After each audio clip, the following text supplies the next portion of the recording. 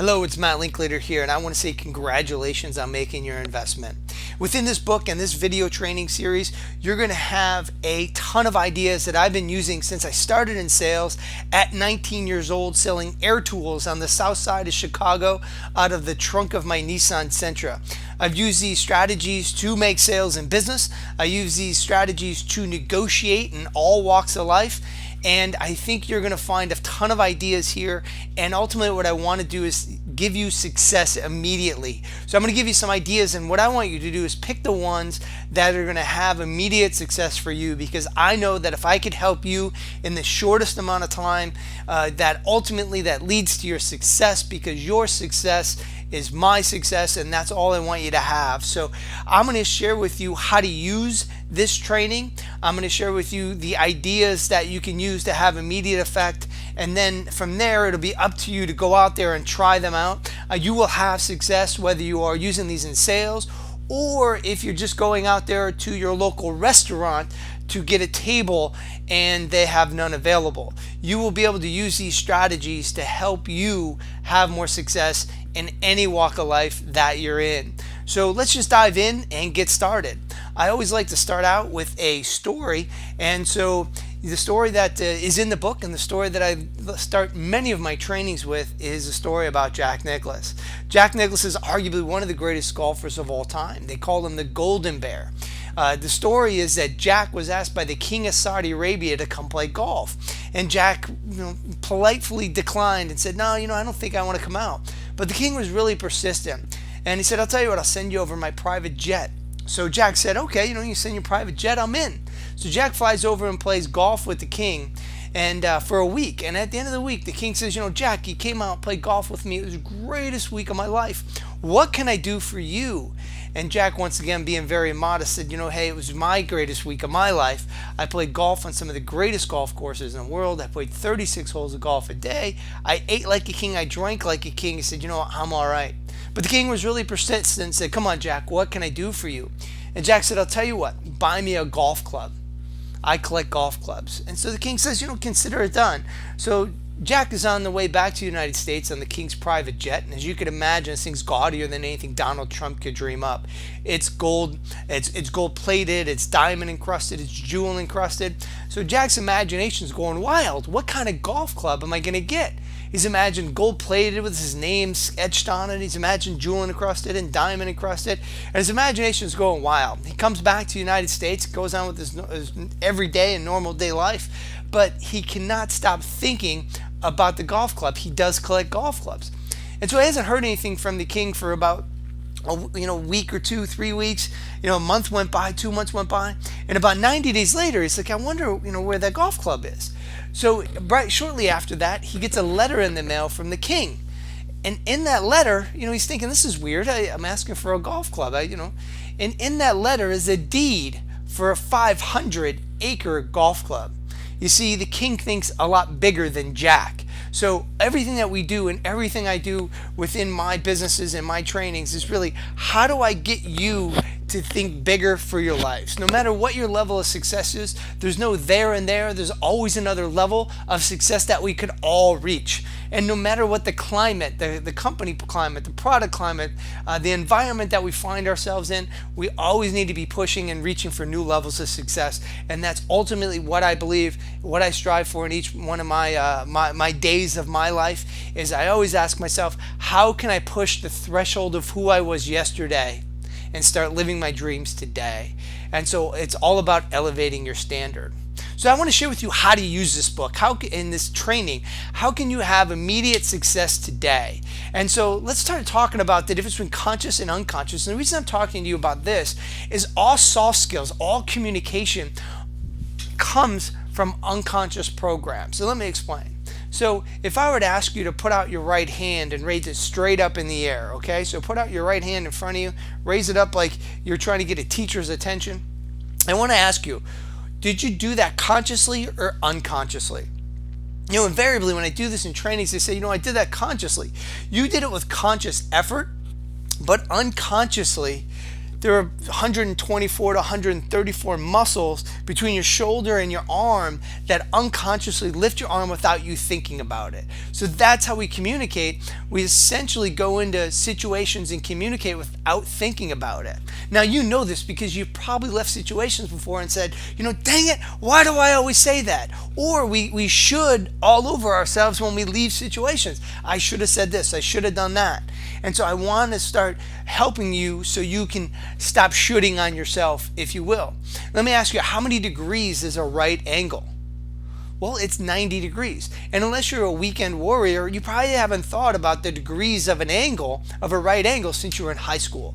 So all that information is stored unconsciously. And so when we communicate, we essentially go into situations and communicate unconsciously.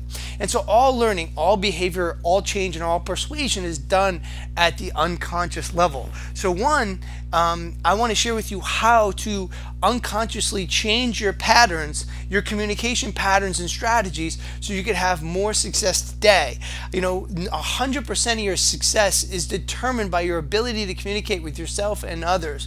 When I was just 19 years old, driving around the south side of Chicago selling air tools, I used to listen to a guy named Jim Rohn, and it has always stuck with me, is that our ability to communicate leads to our success. And so this is all about helping you communicate better. And I've been on a quest since I was 19 and 20 years old to become a great communicator. As a communication major in college, I love to understand persuasive speeches. And then I'm a master and trainer of neuro-linguistic programming. And all this is to figure out how can I become a great communicator because of my first mentor in Jim Rohn telling me that. And so all learning, all behavior, and all change in persuasion is done at the unconscious level. So the other thing is, how do you persuade and how do you communicate to persuade others at their unconscious level? And we'll talk about ethics and all that, and all this has to be done ethically. But right now, I really want you to understand is how to utilize this for your benefit. And so as you can see here, we have an unconscious mind and a conscious mind. And so if you look at the bottom of the slide there, your conscious mind is very much smaller than your unconscious mind. But in the middle there, you have what's called a critical faculty barrier. And so what happens is this: when information comes in, we either say yes or no, true or false. And what I mean by that is that when you're watching TV or you're having a debate with somebody and they're talking, your critical faculty barrier says yes or no, true or false. So what you let in ultimately is supporting of your beliefs. Or if somebody can show, if when you watch TV, they're telling stories and they're flashing lights and headlines and everything, and all that's designed for you to do this is suspend your disbelief. And so when you're communicating is how do you bypass somebody's critical faculty barrier? You get them to suspend their disbelief so you can talk to their unconscious mind where all persuasion takes place. Now at the same time, what I want you to do while you're going through this training is if you suspend your disbelief and you take in the information uncritically, you will have more success. And so as we're watching TV, let me explain how this works, is that if you hear on TV say, oh, the economy's rough out there, unemployment's high, it's not good out there, and you believe that, you go out there and play that out and make that true for you. Now, on the other flip side, that is if you don't believe that, right, and you don't let those in, you don't suspend your disbelief, you stop that from coming in, and you don't go play it out. So think about this for the training. You want to have a suspension of your disbelief so you can take the information uncritically and go out there and play it out more naturally. Now, from a persuasion technique, you want to get people and learn strategies and communication strategies to help people suspend their disbelief so you can bypass their critical faculty barrier and speak to their unconscious mind. Now, how are we going to do that in our training is I want you to stay with me, is that everything is designed to help you bypass people's critical faculty barrier and speak to their unconscious mind where all persuasion and change takes place. But for this purpose of utilizing this training, I want you to understand that you have to suspend your disbelief. And so how are we going to put this training together for maximum effectiveness for you? And so I don't know if you ever read the book The Talent Code, but it sticks to me, and this is how I think of things. This is how I train myself, and then so therefore this is how I teach other people to train themselves and how I train other people. is the talent code is a study of hotbeds around the world. So what they did is they studied Spartak in Russia and said, why do they create the greatest tennis players? You can see by the picture there that it doesn't look like a great place to go practice tennis. Why does Meadow Mountain, upstate New York, create some of the greatest musicians? And why does Brazil create some of the greatest soccer players? And what they found is that in Spartak in Russia, they do not hit a tennis ball for 2 years. They break the game down into its individual pieces, practice it to its micro movements. So 2 years later, when they add a ball in, they have perfect movement. The same thing in Meadowmount in upstate New York. What they do is break a musical piece into its individual notes, and they practice each individual note for something like 2 weeks before they play the full musical piece. And the idea is to build their neurology so strong that it just becomes an unconscious competence, an unconscious habit. In Brazil, why do they create some of the greatest soccer players? And they play a game called futsal. Futsal, they play on a court, obviously smaller than a soccer field. It's a smaller ball, so they have to be quicker, and their passes and movements and ball movements, if you will, have to be more precise. And so that's what I want to do, is kind of chunk out this training into individual pieces. And I want you to go out there and practice it with deep practice. So again, we're going to chunk out the elements of the game. We're going to chunk out the elements of the game put into story selling, the book, and we're going to chunk out the elements of this video training for you. What I want you to do is have deep practice. And you need to make adjustments, and that leads to mastery. So you're going to have this deep practice. So what I recommend is that you practice it every one of these soft skills for 3 days. You go out there and practice it with the hostess at a restaurant. You practice it at the grocery store. You practice it with your significant other, and then you make adjustments along the way. What works, what didn't work, and then it leads to mastery. I always say that you have to practice unconscious patterns and soft skills for at least 3 days. So what I want you to do is this.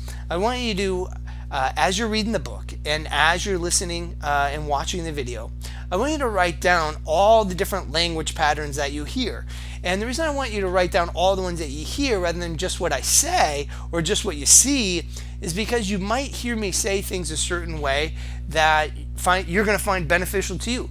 You might hear me say certain things in a certain way that I don't even know that are all that beneficial. So that's how soft skills are. It's hard to identify all of them, but you can definitely identify the ones that are going to work for you. So as you're reading the book and as you're listening and watching this video, what I want you to do is come up with 1, 10, as many language patterns as you possibly can. Write them down. And then this is how I learn. I call them heuristics. You can call them rules of thumb. You can call them whatever you want. But how I learn language patterns is I rehearse them in my head. I think about saying them and how can I practice them and visualize using them. And then I also practice each of them for 3 days. So if I go to a restaurant, I practice this on the hostess. If I go into a grocery store, I practice this. If I walk up to a hotel and I talk to the person at the front desk, I practice these patterns. So I'm continuously practicing these patterns each and every day in sales and not in sales. And that's how I want you to use this training. So break it out into its individual pieces, come up with as many patterns as you can identify, start picking the ones that are going to have the most and maximum impact in your life right now, rehearse them in your head, and practice each of them for 3 days. And that's how you're going to utilize this training. So that's basically the setup and how to start identifying how to become a master at each one of these strategies. So stay tuned for the next video, and we'll continue this training so you can start having more success right now, closing more business, making more money, and just becoming a great communicator, because ultimately the success of your life boils down to your ability to communicate.